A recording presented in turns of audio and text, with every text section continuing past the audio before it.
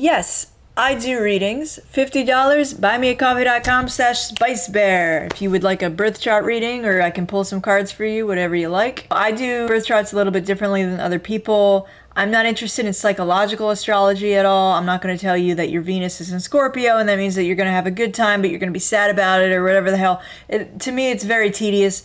I notice things that other people don't notice. So if you would like a natal chart reading from me, buymeacoffee.com/SpiceBear, $50. That'll get you there. All right. So today I would like to talk about the moon some more because I introduced this idea on a live stream and I really thought that it was worth fleshing out for people. The celestial realm is God's sky clock, right? It interfaces with time, but it also exists outside of time in a strange way.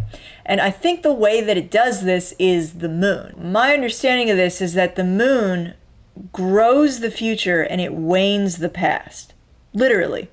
So the moon controls time. When you look at the full moon, you are essentially looking at the next 6 months of your life. We'll get into that. So the maiden, mother, and crone symbol that a lot of neo-pagans use, it's called the triple goddess symbol. I just want to point out this symbol because the crescent that's on the left-hand side there, that's what the moon looks like when it's waxing, when it's growing in light. It will be oriented in that way. The right-hand side, that crescent, it'll be oriented in that way when it's waning. New moon, first quarter moon, full moon, last quarter moon, right? You might remember this from science class. If you don't feel bad. Science class was very boring. So this is the chart for August 23rd, the moment of the new moon. And this was a new moon in Virgo, right? The sun right now is in Virgo. If we do a close-up of that, let's see. You have the moon at 0 degrees Virgo and the sun at 0 degrees Virgo. So astrologically speaking, what a new moon is when the sun and the moon are conjunct. Okay, so they are at the same sign at the same degree. Okay, that's a conjunction, right? This represents the present moment. You have the present of Virgo. The new moon is when you can't see the moon. So this is the first crescent, first quarter moon.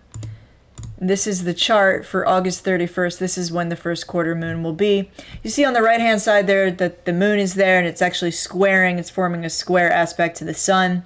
That's your first quarter moon. So the moon has moved through Virgo, through Libra, through Scorpio, and is in Sagittarius at this time. The moon's light has been growing through those signs because those are the signs that the sun will be in the coming 3 months. The moon grows light in the future signs of the zodiac. September 7th moon, this is the full moon. Luckily, it's right in the middle there.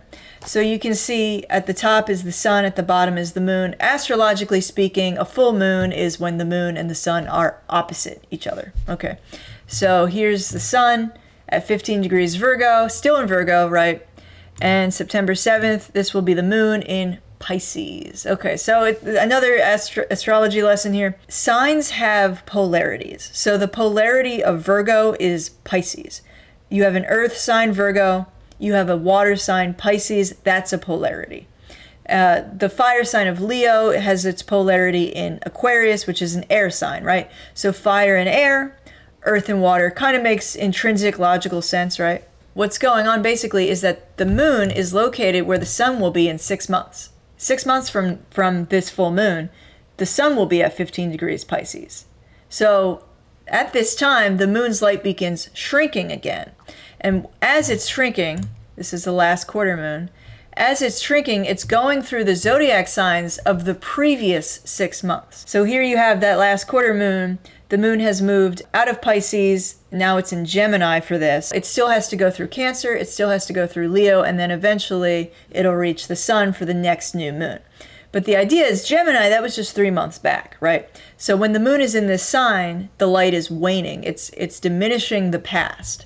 This is actually the next new moon, which is really strange because I don't know if you remember the beginning. The new moon is at 0 degrees Virgo. This was just a couple days ago. And we have another new moon in Virgo. That's very rare. It happens every couple years. We have a lot of Virgo energy going on here with the 2 new moons in Virgo. And yeah, I just wanted to explain that. So again, this is back to the present moment. The new moon represents the present moment of Virgo. And that's all I got for you today.